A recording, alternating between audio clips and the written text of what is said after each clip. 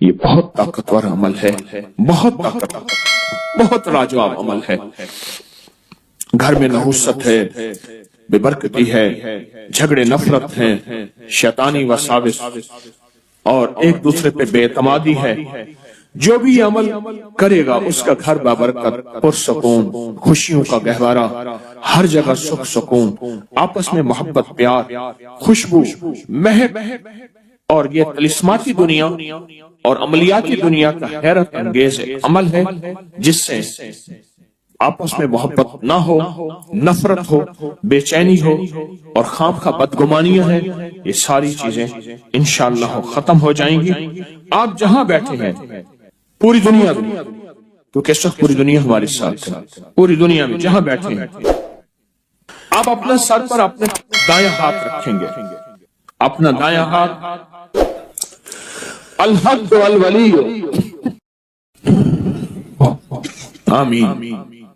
اب اسی ہاتھ کو اپنے ماتھے پیشانی پر رکھیں گے، پیشانی پر رکھ کر آپ پڑھیں گے یا شہید ہو یا حسیب ہو، یا شہید ہو یا حسیب ہو، یا شہید ہو یا حسیب ہو، یا شہید ہو یا حسیب ہو، آمین۔ آپ نے محسوس کیا کہ اکثر کہا جاتا ہے کہ پیشانی میں بخت ہوتا ہے، اکثر کہا جاتا ہے پیشانی میں نور ہوتا ہے، اکثر کہا جاتا ہے اس پیشانی سے ماتھا ہے اس کا، بھئی اس کا اپنا مقدر ہے۔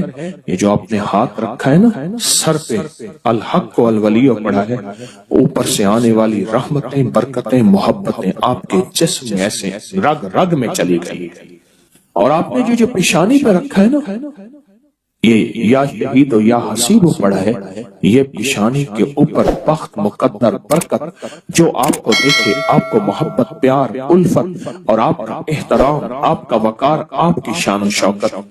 اب تیسرا عمل یہی ہے، گردن کے پیچھے دایاں ہاتھ رکھیں، گردن کے پیچھے دایاں ہاتھ رکھیں اور پڑھیں یا معز و یا غالب ہو، یا معز و یا غالب ہو، یا معز و یا غالب ہو۔ سر جھکا کے گردن کے پیچھے ہاتھ رکھیں اور پڑھیں یا معز و یا غالب ہو۔ اس کا معنی ہے اے عزت دینے والے، اے غلبہ دینے والے، مجھے ہر جگہ عزت عطا فرما، یا معز و یا غالب ہو، آمین۔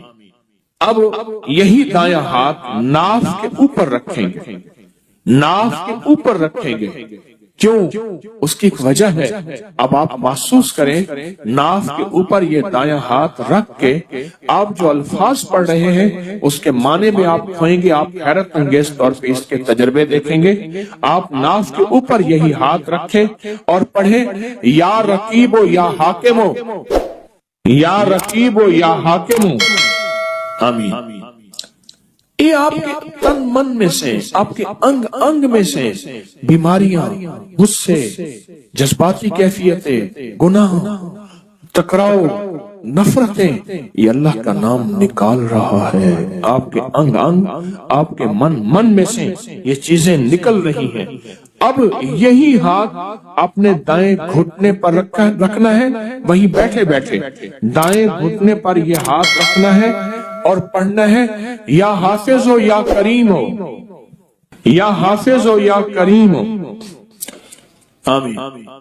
آپ کے جسم کے ایک ایک جوڑ جوڑ کے اندر اللہ کا نام پہنچ رہا، اور جوڑ جوڑ سے بیماری، دکھ، نفرت، جادو، اثرات نکل رہے ہیں۔ اور ایک بات بتاؤں، آخری عمل کرنے سے پہلے، آج کے اس پیکج کا ایک عمل ہے، اس سے پہلے ایک بات بتاؤں، یہ روح کی دنیا، عملیات کی دنیا، یہ وظائف کی دنیا ہم چھوڑ چکے ہیں، اس کے حوالے ہمارے پاس نہیں ہیں، اس کے ثبوت ہمارے پاس نہیں ہیں۔ میں جب لاتا ہوں یہ چیزیں تو ناواقفیت کی وجہ سے کہتے ہیں یہ کہاں لکھا ہوا ہے، یہ ہمارے اکابر کی کتابوں میں لکھا ہوا ہے، اور سند کے ساتھ لکھا ہوا ہے، اور ثبوت کے ساتھ لکھا ہوا ہے، پڑھتے ہی نہیں ہے، تلاشی نہیں کرتے۔ میں فقیر آدمی ہوں، سارا دن اپنے بڑوں کی کتابوں سے، یعنی ہماری بڑوں کی کتابوں سے مراد قرآن، حدیث اور اکابر کی جتنی بھی، یہ ہماری اصل پہلی کتاب کیا ہے؟ قرآن ہے، پھر حدیث ہے، اور پھر ہمارے جتنے بھی بڑے ہیں ان کی کتابوں میں یہ عمل موجود ہے۔ ہمارے بڑوں کی کتابوں میں یہ عمل موجود ہے، اور ایک ایک رگ سے بیماری دکھ تکلیف کو نکالتے ہیں۔ اب بائیں گھٹنے پہ ہاتھ رکھیں، سر جھکائیں، ڈوب جائیں اور پڑھیں یا شکور و یا فتاح ہو، یا شکور و یا فتاح ہو، یا شکور و یا فتاح ہو، آمین۔ اب آپ نے دونوں ہاتھ سامنے کرنے ہیں جیسے دعا کے لیے، ان ساری چیزوں کو جو پڑھائے پھونک مارے، اور اپنے ہاتھ ایسے جھاڑیں جیسے کسی چیز کو جھاڑتے ہیں، اس تصور کے ساتھ سب تکلیفیں، سب بیماریاں، سب علتیں جھڑ گئیں، سب ذلتیں جھڑ گئیں، سب جادو جنات، سب تکلیفیں، سارے حالات، ساری تختیاں جھڑ گئیں، ساری پریشانیاں جھڑ گئیں۔ آپ نے ہاتھوں کو جھاڑ لیا، الحمدللہ، اللہم لک الحمد و لک الشکر، بہت طاقتور عمل کر لیا، بہت طاقتور عمل کر لیا۔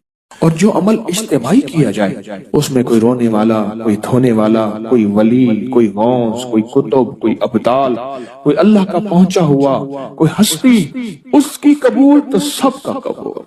موت کے وقت اس کو شربت پلایا جائے گا۔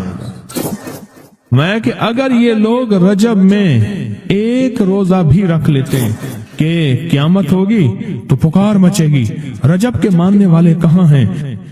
اور آقا نے فرمایا جنت میں ایک محل ہے، اس میں سوائے رجب میں روزہ رکھنے والے کے کوئی داخل نہیں ہوگا۔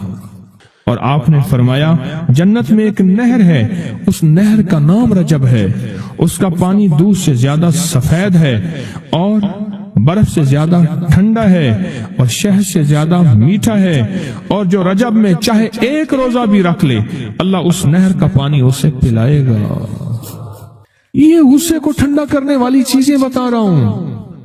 ابو دردہ رضی اللہ تعالیٰ عنہ نبی کریم صلی اللہ تعالیٰ علیہ وسلم کا ارشاد، جو رجب میں ایک روزہ رکھے اور اس نے اپنی تمام عمر روزے رکھے، چاہے تمام عمر روزے رکھے اور شب بیداری کرے، اللہ کی عبادت گزاری، اگر اس نے رجب میں ایک روزہ رکھ لیا آسمان سے ندا کی جاتی ہے، اے اللہ کے ولی، امت عظمیٰ کی خوشخبری سن، موت کے وقت اس کو شربت پلایا جائے گا، جنت کا شربت پلایا جائے گا، وہ سیراب مرے گا، قبر میں سیراب حاصل ہوگا اور اس سے سیراب نکلے گا، قبر کی پیاس سختی سے بچ جائے گا، موت کی پیاس اور سختی سے بچ جائے گا۔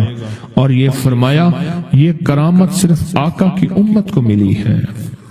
حضرت صوبان فرماتے ہیں ایک دفعہ آقا چند قبروں پر سے گزرے، رو دیے۔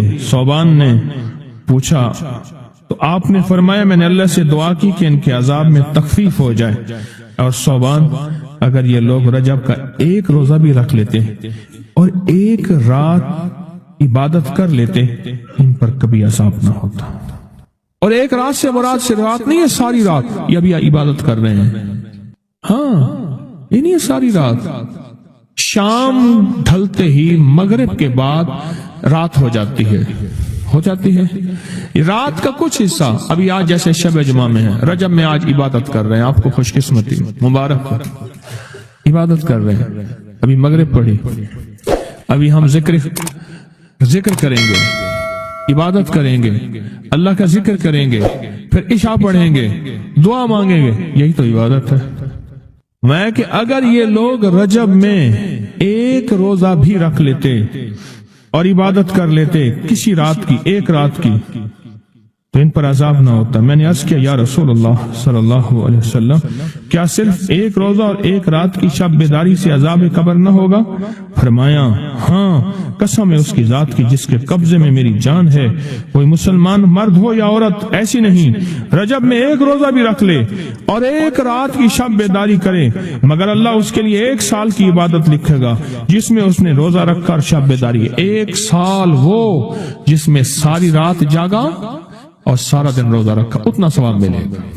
اور آپ نے فرمایا کہ اللہ کی طرف سے ایک منادی ندا کرتا ہے، اے رجب میں روزہ رکھنے والو، اللہ کی پناہ میں جنت میں داخل ہو جاؤ۔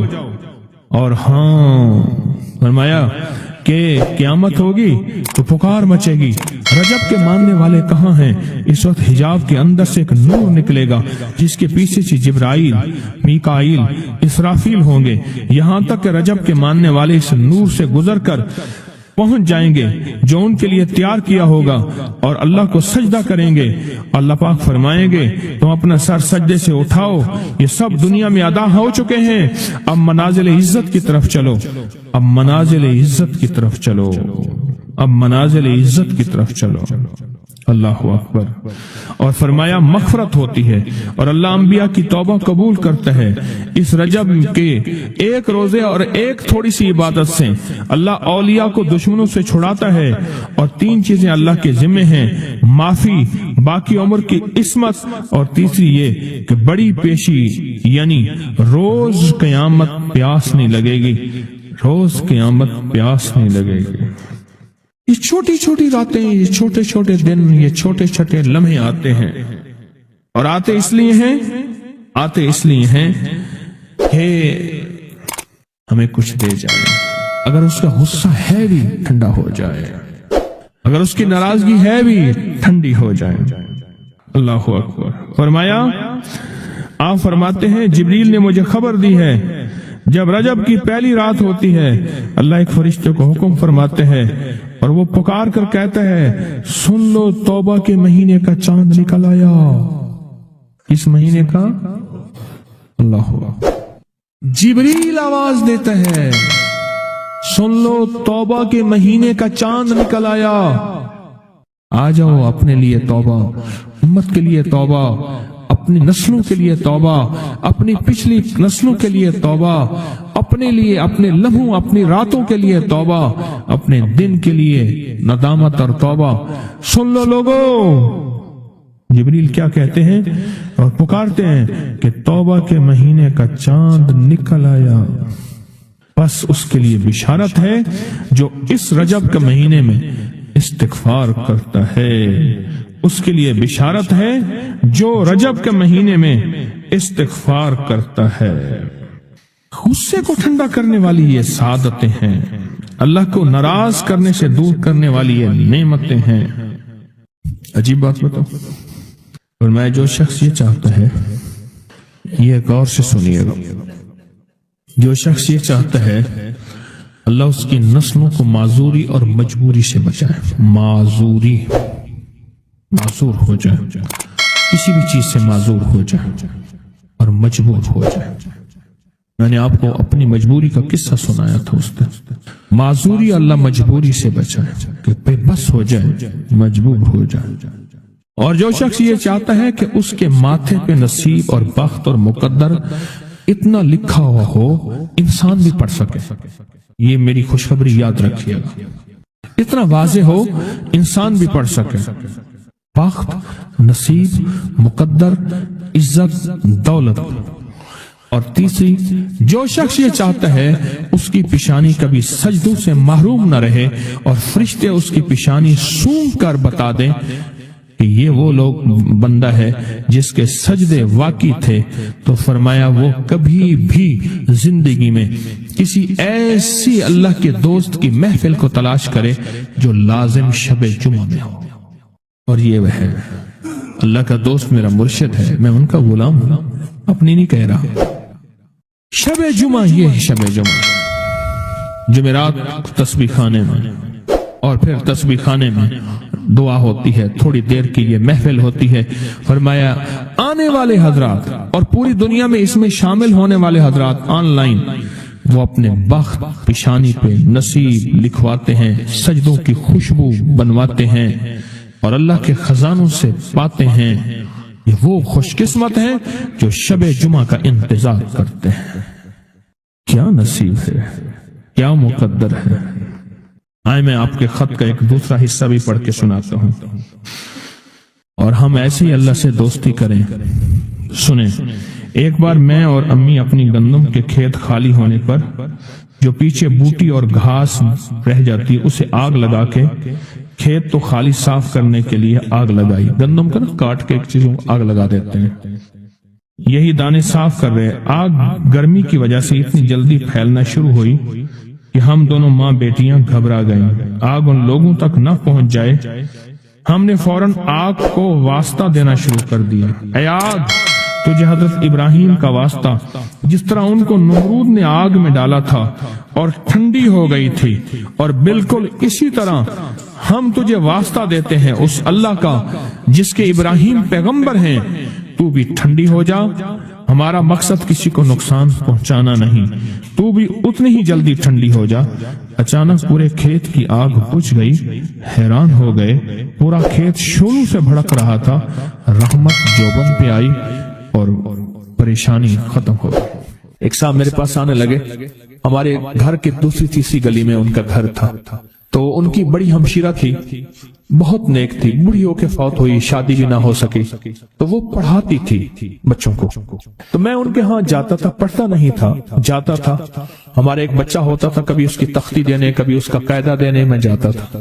یہ جب بھی غسل خانے میں ہوتے تھے، اندر سے گانے کی آوازیں آ رہی ہوتی تھی۔ اللہ نے ایک نظام بدلا، بہت سالوں کے بعد تسبیح خانے کی نسبت ملی، اور تسبیح خانے کی نسبت کے بعد ہر وقت ذکر ہے۔ میں نے ایک دفعہ کہا، میں نے کہا آپ گاتے ہوئے جو ہے غسل خانے میں گاتے تھے، ایسی آنکھیں کھول کے لگے کہ مرشد واقعی آپ کو کشف ہوتا ہے۔ میں وہ کشف نہیں ہے، میں تیری ہمشیرہ کے پاس کبھی تختی دینے آتا تھا، فلانی پڑھتا تھا کہ ہاں، میں کہ تجھے گاتا ہوا میں دیکھتا تھا، اور میں کہتا تھا یا اللہ اندر تو ساری ظلمت ہوتی ہے اور یہ اندر گاتا ہے۔ کہنے لگا، رونے لگا، کہنے لگا بس وہ میں اب تک بھی گاتا تھا، لیکن جب سے تسبیح خانے کی نسبت ملی اور جب سے تسبیح خانے کی، اب تو میری زبان ہے، اور کوئی پل ایسا نہیں کہ اس کا نام نہ ہو، اس کی یاد نہ ہو، کلمہ درود نہ ہو، ذکر استغفار نہ ہو، کوئی مسنون دعا نہ ہو، کوئی وظیفہ نہ ہو، کوئی ورد نہ ہو۔ اب تو عالم یہ ہے، ہر پل آفات آ رہی ہیں، مصیبتیں آ رہی ہیں، اس لیے فرمایا جب مرغ بانگ دے تو وہ دعا پڑھو، اللہم انی اسألک من فضلک، اے اللہ اپنے فضل کا تجھ سے سوال کرتا ہوں۔ میرے آقا کا فرمان ہے جب مرغ بانگ دیتا ہے، وہ صبح ہو، دوپہر ہو یا شام ہو، یہ ہمارا زندگی کا معاملہ ہے کہ مرغ جو دوپہر کو بانگ دیتا ہے اس کو ذبح کر دو۔ ایک دو بندے نے ذبح کر دیا کہ نہیں یہ دوپہر کو بانگ آنے لائی، تو اس کی وجہ سے پھر مصیبتیں آتی تھی، اس کو ذبح کر دیا۔ میں نے اس کو جب فرمان سنایا تو پریشان ہو گیا۔ میں نے کہا آقا کا فرمان ہے میرے کملی والے کا، سرکار نے فرمایا جب کوئی عرش سے رحمت کا دروازہ کھلتا ہے، مرغ وہ دیکھتا ہے۔ رحمت جب بھی کھلتی ہے مرغ، اس لیے میں گدھے کی آواز ہو، گدھے کی آواز تو اس پہ اعوذ باللہ من الشیطان الرجیم پڑھو۔ میں وہ جس وقت عذاب کا، بلا کا، مصیبت کا دروازہ کھلتا دیکھتا ہے وہ پڑھتا ہے۔ مرغ کی بانگ میں تو اللہ کا فضل مانگو، اللہ کا فضل۔ یہ پل پل کی دعائیں، یہ پل پل مانگنا، یہ پل پل کے لمحات، یہ پل پل کی اس کے سامنے، شہنشاہ کے سامنے گریا زاری اللہ کو پسند ہے۔ پھر اللہ پاک مرغ کو دکھاتا ہے یہ رحمت کا دروازہ کھلا ہے، اور رحمت جا، یہ وہ بندہ ہر وقت میرا نام لیتا ہے، اس کے گھر پہ برس، اس کی نسلوں پہ برس۔ مولا کیا برسوں؟ رزق برس، صحت برس، عزت برس، شان و شوکت برس، وسعت برس، خیر برس، حفاظتوں کا نظام برس۔ اور عذاب کا دروازہ جب کھلتا ہے اور جو بندہ ہر وقت ذکر، دعائیں، تسبیحات، اعمال، تسبیح نہیں کرتا تو اس کے اوپر پھر عذاب، مصیبتیں برستی ہیں۔ ایک چیز اور بتا دوں، یہ بھی بہت ضروری ہے، اللہ سے وہ وقت نہ مانگیں جب ہماری زبان اتنا ذکر کرے اور ہماری آنکھیں اتنی روئے، اللہ کہے نہیں اب تیری روتی آنکھوں میں مجھے ترس نہیں آئے گا، اب تیری یہ چلتی زبان پہ میرا ترس نہیں آئے گا۔ وہ وقت اللہ سے نہ مانگے۔ کون سا وقت؟ سب سے زیادہ ذکر، تسبیحاں، تہجد، سب سے زیادہ وظیفے، قرآن تلاوتیں، جیلوں میں سب سے زیادہ، یا ہسپتالوں میں یا کچہریوں میں۔ کیوں؟ وہاں بے بسی ہوتی ہے، وہاں بے بسی ہوتی ہے۔ تو میرے آقا نے فرمایا مصیبتوں اور تکلیفوں، بلاؤں اور مصیبتوں کی موجیں آئی ہیں تو ان کا اگر مقابلہ کرنا ہے تو ایسی دعاؤں سے جن کے اندر زاری ہو۔ کیوں؟ ایک بات اور سن لیں، ہم دعائیں پڑھتے ہیں، مانگتے نہیں ہیں۔ ہم دعائیں پڑھتے ہیں، دعاؤں کا مانگنا دل کی گہرائیوں سے، اندر کے درد سے۔ وہ تیری جو بھی زبان ہے، ہندی ہے، سندھی ہے، وہ دنیا کی کوئی بھی زبان ہے، اس زبان کو رب جانے، رب کے فرشتے جانے، اور اللہ اس پہ مہریں لگاتا ہے۔ پھر دعاؤں کے ساتھ زاری کو جوڑیں، دعاؤں کے ساتھ زاری کو جوڑیں۔ ایک درویش تھے، لوگوں کو اللہ اللہ سکھاتے تھے. ایک جنگل میں جا رہے تھے سفر میں کہیں, تو ایک جگہ جو ہے رات پڑ گئی, ایک درخت کے نیچے قیام کیا. جب قیام کیا تو رات کو آنکھ کھلی تو سنا کہ دو بندے آپس میں باتیں کر رہے ہیں, آنکھیں بند ہیں, کان کھلے ہیں, یعنی نیند کھلی ہوئی ہے. جاگتے میں آواز آئی, ایک بندہ کہنے لگا اس کو ہم چھیڑیں, تنگ کریں, یعنی کسی بیماری میں, کسی دکھ میں, کسی تکلیف میں, کسی مشکل میں, کسی پریشانی میں, کسی ناکامی میں, کسی الجھن میں اس کو مبتلا کریں, اس کو مبتلا کریں. دوسرا کہنے لگا چھوڑ, تجھے اس نے کیا کہا ہے, تو اس کو کیوں تنگ کرتا ہے؟ نہ میں اس کو تنگ کروں گا. ایسے خام جاتے جاتے کسی کو انگلی لگا دی, کسی کے آگے پاؤں کر دیا, پاؤں کے بل گر گیا. کوئی کیا کر رہا ہے؟ بعض لوگوں کا مزاج ہوتا ہے, یہ لوگوں کے مزاج میں کمی ہے, شیاطین کا مزاج ہی یہی ہے. اس لیے جو اس مزاج کا بندہ اس کو شیطان کہتے ہیں. ہاں عمومی معاشرے میں نا وہ بڑا شیطان آدمی, اس کا کام لوگوں کو تکلیف دینا ہے. تو اس نے کہا اس کو تکلیف نہ دے. اچھا یہ اب سن رہا ہے, یہ سن رہا ہے. اس نے کیا کیا, دل ہی دل میں شہد اللہ انہ لا الہ الا, یہ قرآن پاک کی 2 آیتیں بغیر حساب تک انمول خزانے میں, قرآن پاک کی آیت ہے. یہ اس نے دل ہی دل میں پڑھ لی, بس ایک دفعہ پڑھ لی دل ہی دل میں. جب دل ہی دل میں اس نے پڑھ لی, دل ہی دل میں, جب دل ہی دل میں اس نے پڑھ لی. اب دوسرا کہتا ہے جو نیک تھا, شریف تھا, ایک شریر تھا, انہوں نے کہا اب بتا, تیری اور میری ذمہ داری ڈیوٹی لگ گئی ہے, صبح تک اس کی حفاظت کرے. تجھے کہا تھا نہ چھیڑے اس کو, اب تیری میری ذمہ داری لگ گئی ہے کہ صبح تک اس کی حفاظت کرے. اس نے کیا کیا, بے بس تھا. 2 جنات ہیں, ایک شریف ہے, ایک شریر ہے, اور مجھے تکلیف دینا چاہتے ہیں, کیا کریں؟ اس نے فوراً اس ہستی کو پکارا جس نے, اس نے کہا تھا اماں. اس نے فوراً اس ہستی کو پکارا جس کے ہاتھ میں کائنات کے سارے راز, طاقتیں, قوتیں ہیں. اور اس ہستی نے کیا کیا, اب ان کی ڈیوٹی لگا دے, اب ان کی ذمہ داری لگا دے, یہ صبح تک اس کی حفاظت کریں جب تک وہ نہ جاگے.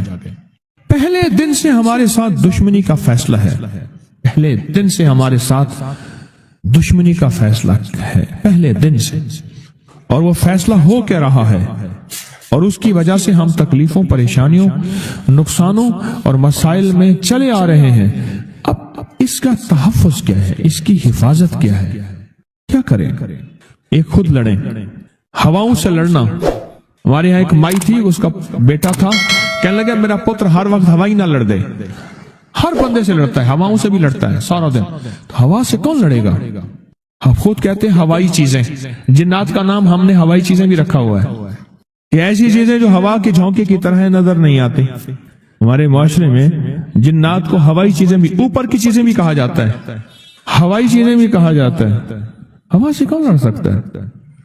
بے بس ہیں ہم بے بس ہیں, ہم نہیں لڑ سکتے. ایسی طاقت کو لے آئیں, ایسی طاقت کو لے آئیں جو لڑ سکتی ہے, اور وہ اللہ ہے, اور اس کی طاقت ہے, اور اس کی قوت ہے, اور اس کا 100% جمال ہے, جلال ہے, عزت ہے, عظمت ہے, وقار ہے, شان و شوکت ہے. وہ طاقت ہے جو لڑ سکتی ہے, کوئی نہیں لڑ سکتا. یاد رکھنا, جنات شیاطین سے کوئی نہیں لڑ سکتا. میری بھی زندگی گزری ہے روحانیت کی دنیا میں طالب علم کی حیثیت سے. کوئی جن تابع وغیرہ نہیں ہے, لیکن ان سے لڑ کوئی نہیں سکتا. ان سے اگر اللہ کی مدد ساتھ نہیں ہے, اور اللہ کے نام کی طاقت اور ڈھال ساتھ نہیں ہے, ان سے کوئی نہیں لڑ سکتا. اور نہ لڑنے کی کوشش کرنا. اللہ کی مدد, یہ آیت الکرسی کیا ہے؟ یہ ساری اللہ کی مدد ہے, اللہ کی منت اور خوشامد ہے. ترجمہ اٹھا کے دیکھ, یہ آیت الکرسی ساری میری اللہ کی منت اور خوشامد ہے. اللہ لا الہ الا هو الحی القیوم, مولا تیرے علاوہ ہے ہی کوئی نہیں. لا الہ الا الحی, تو ہمیشہ زندہ ہے, موت نہیں. القیوم, سب مٹ جائیں گے تو قائم ہے. لا تاخذہ سنہ, اے مولا تو وہ ہستی ہے جسے نہ نیند آئے نہ اونگ آئے. ولا نوم, لہو ما فی السماوات و ما فی الارض, ساری کائنات, ساری زمینیں, سارے آسمان مولا تیرے ہی ہیں, حکومت تیرے پاس ہے. من ذا الذی یشفع عندہ الا بإذنہ، کون ہے جو سفارش کرے؟ تیرا امر ہوگا تو سفارش ہوگی. تیری حکومت طاقت کے سامنے کوئی بندہ نہ ہل سکے، ناک اٹھا سکے. یعلم ما بین ایدیہم وما خلفہم، تو ہمارا پچھلا ڈیٹا بھی جانتا ہے، تو ہمارا اگلا ڈیٹا بھی جانتا ہے. ہماری پچھلی کیمرے کی ساری ریکارڈنگ تیرے پاس ہے، ہماری اندھیرے اجالے تیرے پاس ہیں، ہماری صبح شامیں تیرے پاس ہیں، ہمارے دل کے تصورات تیرے پاس ہیں، دل کی سوچیں اور خیالات تیرے پاس ہیں. ولا یحیطون بشیء، اور تیری طاقت ہر کسی پہ غالب ہے، احاطہ کیا ہوا ہے. الا بما من علم، الا بس تیرے علم میں ہے. وسع کرسی، تیری کرسی بڑی وسیع ہے، تیرا اقتدار بڑا وسیع ہے، تیری حکومت بڑی وسیع ہے. تیری پاس کئی سکندر آئے اور گئے، کئی سکندر آئے اور گئے. میں خوارزم میں گیا، وہاں بخارا سے آگے بہت آگے وہاں کا سفر تھا جہاز کا، بہت آگے، وہاں کئی میلوں میل. وہاں ایک شہر تھا، اس کا نام تھا نوراتا. شیخ ابو الحسن نوری رحمت اللہ علیہ، ہمارے بڑوں کی کتابوں میں ان کے تذکرے آتے ہیں. ان کا وہاں مزار تھا اور لوگ ان کے ہاں آ کے 9 راتیں گزارتے تھے اور وہ اللہ اللہ سکھاتے تھے. یہ بڑوں کے ہوتے تھے. جیسے سال کے بعد، یہ بھی آج راز بتا دوں، سال کے بعد بزرگ ہر کونے، ہر کریے، ہر گوشے میں نکل جاتے تھے، لوگوں کو اللہ اللہ سکھاتے تھے. ایک جگہ مخصوص ہوتی تھی، مرشد کا آستانہ. سال کے بعد وہیں جمع ہوتے تھے اور ایک دوسرے سے ملتے تھے، میل جول ہوتا تھا. اس میل جول کا نام ہے میلہ. ملنا، میل جول. اب وہ میلہ بنتے بنتے کہاں نکل گئی. میلے کا نام آتے ہی فوراً سرکس آتی ہے. حالانکہ میلہ کیا تھا؟ ملتے تھے، فلاں علاقے کے حالات کیا ہیں، فلاں گاؤں کے، فلاں قریے کے، فلاں شہر کے کیا حالات ہیں، وہاں لوگوں کی دینی حالت، ایمانی حالت کیا ہے، وہاں کیا باطل کفر ہے، وہاں کیا نظام ہے، کیا. ایک دوسرے سے ملتے، حالات بتاتے تھے. پھر چند دن ساتھ رہتے تھے، ایک دوسرے سے حالات لے کے پھر لوگوں کو اللہ اللہ سکھانے نکل جاتے تھے. پھر سال کے بعد اکٹھے ہوتے تھے. اس کا نام تھا میلہ، اس کا نام تھا میلہ. اور اس کا نام کیا تھا؟ پہلے کیا بتایا میں نے؟ نوراتا. نوراتے کسی درویش کے پاس آتے تھے، اللہ کا نام بھی سکھاتے تھے، دم بھی کرتے تھے، دعا بھی کرتے تھے، اس کو اللہ اللہ بھی کراتے تھے. بھلا چنگا، صحت مند، تندرست، مسائل کو حل پا کے چلا جاتا تھا. یہ تھا نوراتا. شیخ ابو الحسن نوری رحمت اللہ علیہ یہ 9 راتوں میں لوگ آتے تھے. میں کہنا یہ چاہ رہا تھا، ان کے مزار کے اوپر ایک بہت بڑا قلعہ تھا، انگریز اس کے اوپر سارے چڑھ رہے تھے. اونچا قلعہ تھا. میں نے اگلا سفر کرنا تھا، میں قلعے پہ نہ گیا. میں نے کہا کس کا ہے؟ اس نے کہا سکندر اعظم کا قلعہ ہے. آج سے کئی ہزار سال پہلے اس نے یہ قلعے بنائے تھے. یہ اس کی کرسیاں تھیں. ایک میرے رب کی کرسی ہے، وسیع کرسی، وسیع کرسی. سکندر کے قلعے ہیں. سکندر کہاں آیا؟ نہ گورے سکندر نہ رہی قبر دارا، نہ گورے سکندر نہ رہی قبر دارا. مٹے نامیوں کے نشاں کیسے کیسے، زمین کھا گئی آسماں کیسے کیسے. نہ گل ہیں نہ گنچے نہ بوٹے نہ پتے، ہوئے باغ نظرے خزاں کیسے کیسے. ہر ایک دل پہ ہے داغ ناکامیوں کے، نشاں دے گیا بے نشاں کیسے کیسے. اس کی کرسی ہے. کہتے میں نے آیت الکرسی پڑھی ہے. آیت الکرسی پڑھی تھی، میں دیکھو میری کیا مدد ہوئی. آیت الکرسی پڑھی تھی، دیکھو میری کیا حفاظت ہوئی. بس آیت الکرسی پڑھنی تھی، وہ چیز یوں چلی گئی. آپ اپنا واقعہ سناتے. وہ آیت الکرسی بنیادی طور پہ میرے رب کی ساری منت اور خوشامد ہے. وَهُوَ الْعَلِيُّ الْعَظِيمُ. مولا تیرا علو العظم عظمتیں اور تیری کبریائیاں میں بیان نہیں کر سکتا. یہاں بندہ آ کے نا ایسے حاجز آ کے ہاتھ باندھ جاتا ہے کہ بس میری بس ہو گئی ہے.